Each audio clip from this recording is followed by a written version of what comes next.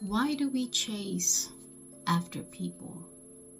Or why do we get so attached, more like, to people that we call falling in love with, right?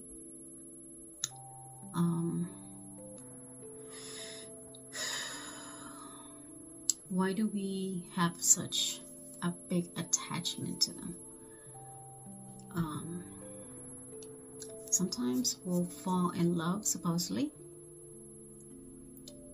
but it's not so much falling in love, right? It's more like, all right, so most of the time, mostly everybody falls in lust, not in love. And some of us, we just get attracted to these people, right? Different people. Be it, we just, like they say, they feel these butterflies, blah, blah, blah. Or, you come across somebody and, like, you just feel something. This freaking girl's gonna drive me nuts. Keeps poking my eyeball.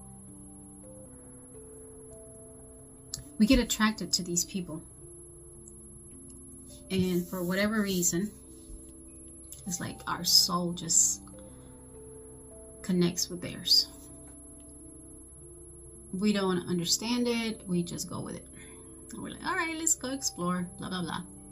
And before you know it, ta-da, you're madly in love and you're madly attached. Not so much that you're in love.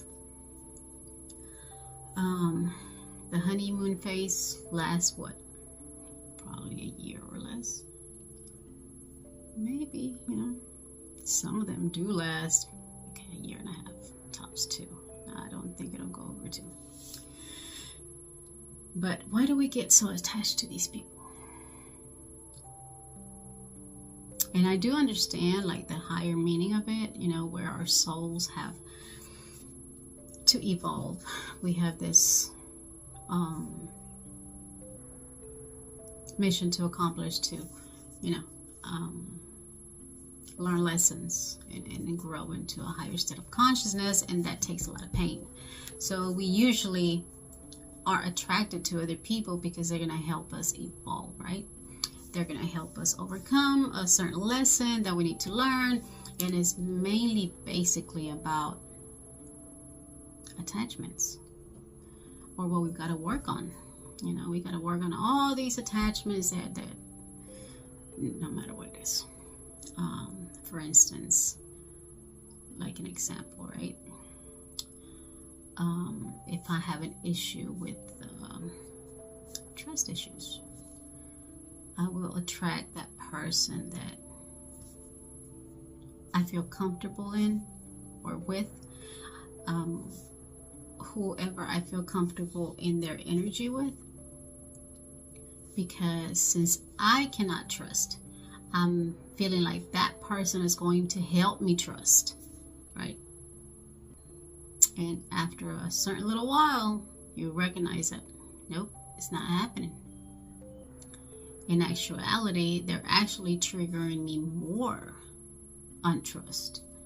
They're triggering me more that, so I thought I could trust this person, and no, it really didn't go that way. Now I doubled up my untrust. I can't, So it's like they trigger, they zoom in into our insecurities, into our weaknesses, into whatever we thought that person was going to help us with, or that, you were going to be able to trust that person, and now you finding out that you really can't. And then you're like, oh, you're just like everybody else, blah, blah, blah. But it's not their issue. It's your issue. It's your personal issue. They're triggering that issue in you that you got to work in or on. You got to work on that trust issue, because it's not that person's issue. It's your issue. It's my own insecurity, my own untrust that does not help me trust another person. But we blame it on them, and we'll start, just projecting our every insecurity, every issue that we carry inside us. So, why do we attract all those people? Because I'm pretty sure even married couples, that's why they cheat on each other, because they get attracted, their soul gets attracted to another person that they think, oh, that person, it's way better than the one I have because of this, because of that, right? So in actuality, the real backbone of things, the spiritual background of things, we automatically get attracted to those people. If I have some issue with anything, and I call it our broken pieces, right? If there's not broken, but fragmented pieces of me. If I have not worked on something and I keep putting it off and I keep pretending that it's not there, or just I try to numb it, right? Which is what, like, probably 99.9% of humanity, trying to numb our fragmentations that we carry within us with whatever. And it don't have to be drugs. It don't have to be, street drugs, or prescription drugs. We can use anything as a drug, right? Anything we indulge in where we lose control of that's a thing, is a thing that we use as a tool to numb ourselves, to escape the real issue that we need to work on and that we are just refusing to work on. So it don't matter what it is. I mean, some people use mingling with other people, where they don't even have a sit down with themselves, and they just, they try to avoid at all costs just sitting themselves with themselves. Other people use alcohol, food, exercise, just whatever, indulgence we lose control over, right? Just to numb and not deal with the difficult issues that we really carry inside. For instance, if I grew up with a mother that, really broke me down, I am going to attract a person that was like her, so I can deal with my issues now. So I can deal with the issues that I have now, like the deep core rooted issues of, why all that stuff happened within me and stuff. So I'm going to attract a person that was just like her, or that's going to help me evolve. She don't have to be just like her, but she will trigger me. She will trigger me so I can work on those issues, right? Or if I had an abusive father, right? I am going to attract people with those, how do you call them? Qualities. And we do this subconsciously. Our subconscious does this. It's not like we go out there and say, like, for instance, me, for example. Oh, my dad was real abusive, so I'm going to go find a man that's just as abusive as my dad, or even more. If my dad broke me down where I had no self-esteem and he used to always beat me or whatever, then it's not like I'm going to say, oh, I like that guy because he seems such an abusive guy. I am so attracted to him because he is just like my dad, or he has, those special qualities that broke me down. No, we don't do that. It's our subconscious that does that. So right off the bat, you're not going to know that person is abusive. You're not going to know that person is going to try and break you down again, even though you're already fragmented as heck. You're not going to know that until time passes by, and then you start triggering each other, and you start projecting on each other, and then voila, it's a whole mix until the cake starts getting baked and stuff. So that's why we attract those people. And I think everybody, every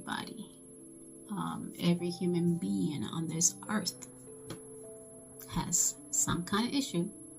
This is why we are here. This is why we keep being human.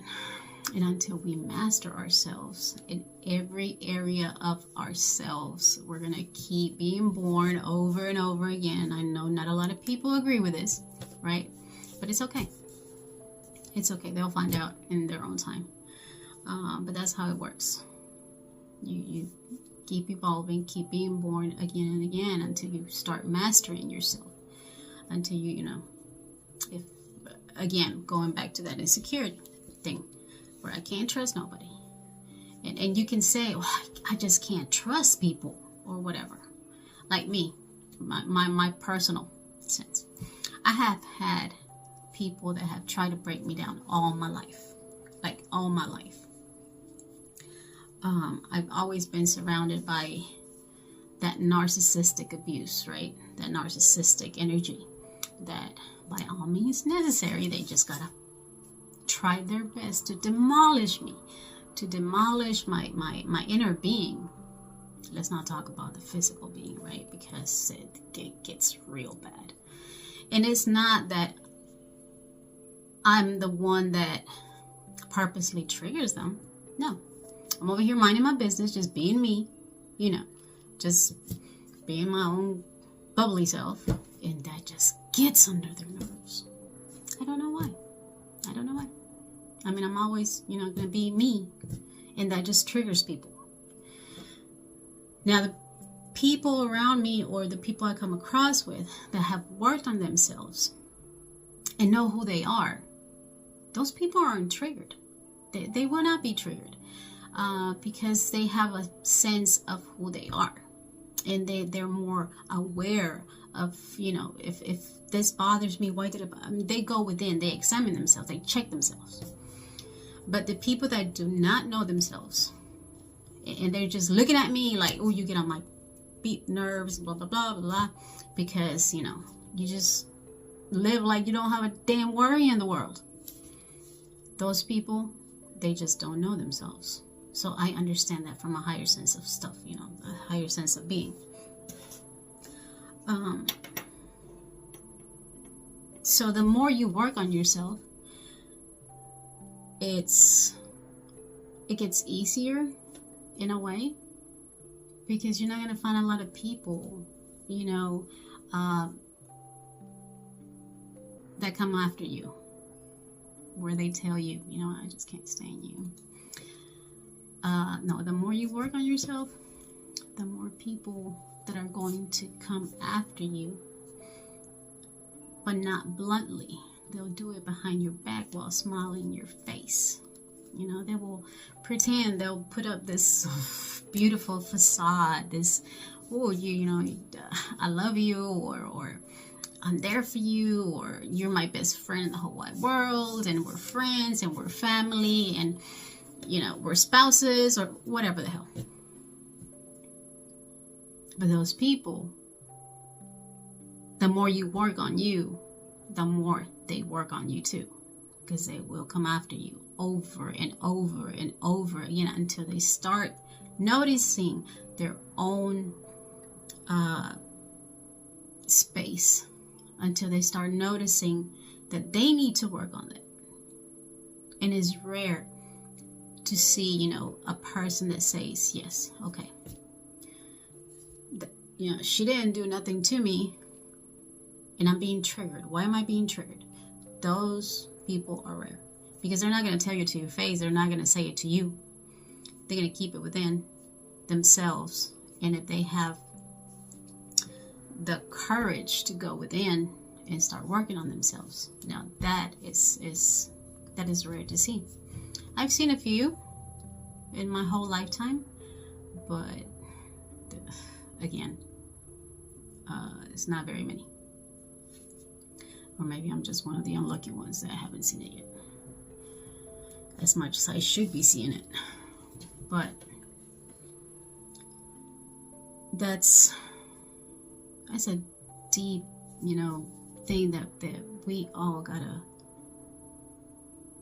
keep journeying through. The sense of, okay, or the awareness of, all right, if that person that I am connecting with, whoever it may be, friends, strangers, family, spouses, whatever, if you have the full awareness of, okay, well, if something triggers me through that person, then there's something that I got to check within myself, right? And I don't think, I don't know. I haven't seen it very much. And the ones that I have seen, it's beautiful to see their growth. It's beautiful to see how they work on themselves. That those, I'll stay in the background and just watch. And my heart flutters when they're all, working on themselves, and they're like, oh, and they'll go through this, oh, shit, I fucked up. Or they'll, oh God, please help me with this. And then they really start working on this. It's beautiful to watch. It's beautiful to watch. And if you can help, one of them, it's beautiful. I don't even have words to describe how that feels like, because that's the whole purpose of us. I've always said that not a lot of people know how to live by the golden rule, right? And me personally, I've always been like that.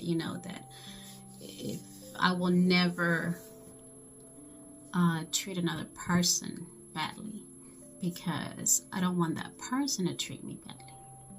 So I'm going to treat another person the way I want that person to treat me. And I've always been like that. That's just my own common sense, of that's what I'm going to do, and that's how I'm going to do things, because it makes me feel whole. Now, if I go against my own belief, it's not really a belief, it's just my integrity that don't allow me to mistreat another person, because I see another person as another me. I see another person, they're just a mirror to me, right? So I think we need to become more aware of ourselves and why some people trigger us. Check ourselves in more awareness of ourselves.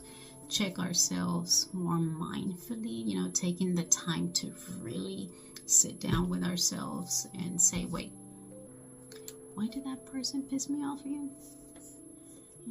And I tell my kids, y'all gotta, I don't like using that word, you got to, but we all know it's a must on the daily basis to just cleanse yourself, where you can release everything that happened all through the day with whoever, especially in the negative sense of things.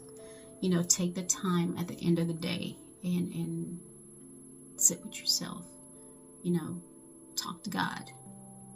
However you talk to God, if you talk to God or not, or whatever. Even just sitting by yourself and not talking to nobody. Go within and examine your day, all through, that transpired, and start being aware of the negative stuff of why it happened, how it happened, and what part you took in the happening. And the more awareness that you have of the negative stuff that you don't agree with, or that made you feel bad, that made you feel some kind of way, then your awareness starts being more aware. You examine yourself and you check yourself, like, wait, I should have responded different, right? But my response during that moment, I was not aware of that I could have responded differently. So the next time it happens, then that's already compartmentalized. Can't even say the word. It's already in your consciousness.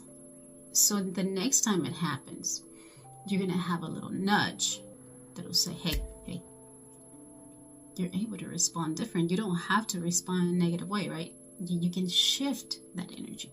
You can, and the more you practice, and that needs practice, that has to have practice. You're not going to shift, that energy just in one try. That's not even possible.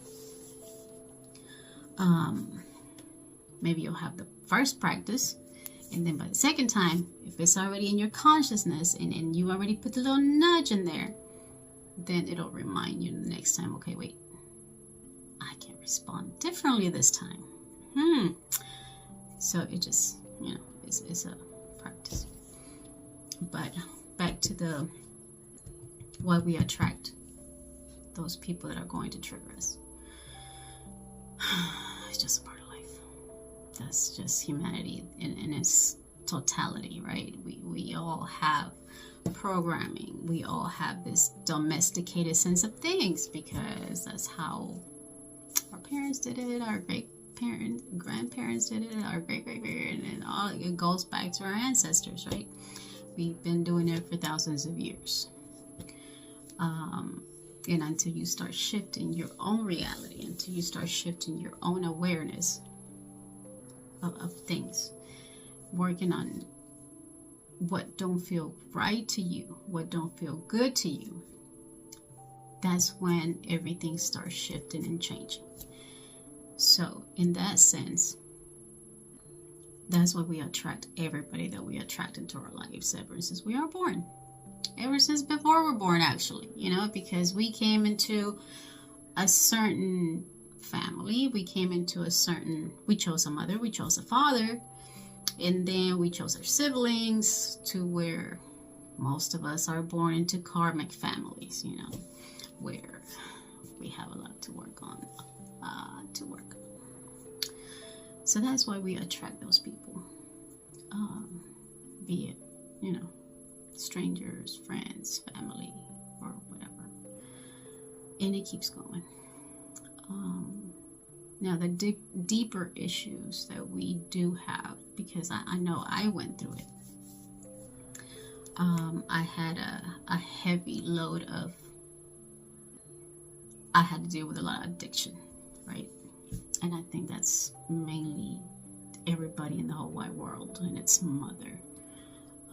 Because we try to numb the pain of our own triggers. We have to numb the pain that other people, other humans have caused us, have put on us. And as long as we're not aware, we carry the load for years. Some of us do work on it, some of us don't, and some people carry that to their grave, and then they have to come back over and over and over again and do the same thing over and over again. And I think that that's one of the harshest journeys to go through is addiction, because it just takes you on a down spiral journey that it's so downgrading to our psyche, it's so downgrading to our soul, to where if we lacked self-esteem before we began it, we end up with none after it, and then we have to rebuild ourselves again. So, but I'll leave that for another session. But yeah, this was just a little short video that I wanted to touch bases on. Why do we attract people into our lives that are going to trigger us? Why? And that's the reason why. we have a lot to work on. A lot to work on. And the more you get triggered, the more you will attract those people. You will keep attracting the same type of energy in different bodies. Like it or not, that's how it goes. And until you start working on your inner issues and start piecing together your own fragmentation from within, it's going to continue. It doesn't stop. It doesn't stop until you stop it. As the saying goes, I love the saying, it ran in the family until you ran into me. Because you know what I was going to do? Chop. I don't care who it was through. I don't care what it was or what it is. I am going to chop and nip it in the butt, and that's it. Keep it moving. On to my next lesson, right? So that's this is just a quickie. I'll be back and discuss it, in a deeper form. And I would like to share why of many other things. So have a blessed day, guys. And remember, stay in gratitude, okay? Because your gratitude is your greatest fortitude. Stay strong, stay shining out there. And if you're having a difficult time, remember, you're not alone. Your own journey is your own journey, and you gotta have the courage to overcome everything. Be it if you have support or not, it's up to you to overcome your own triggers, to overcome whatever situationship you're in. Nobody's gonna do it for you. You want to change in your life, you got to do it yourself. All right, so stay blessed. And if y'all need any assistance with anything, in regards to how to work on your inner you can reach out to me. My email's on here, my phone number, my website, or just whatever form you can reach out to. You're not alone. You think you're alone, but you're not alone, okay? And if I'm available to help you and strengthen your mind a little bit, give you some courage, I'll be glad to. I love coaching people. I love supporting people that are willing to truly do the inner work for themselves. The ones that are really willing to do the work without, fighting against themselves. I mean, that's a natural thing, right? But it's a thing if you help it along, or if you really decide, okay, I got to work on this, and you start working on it. So don't doubt yourself in reaching out if you need to. I'm here. So once again, thank you for visiting my channel, and stay blessed. Bye.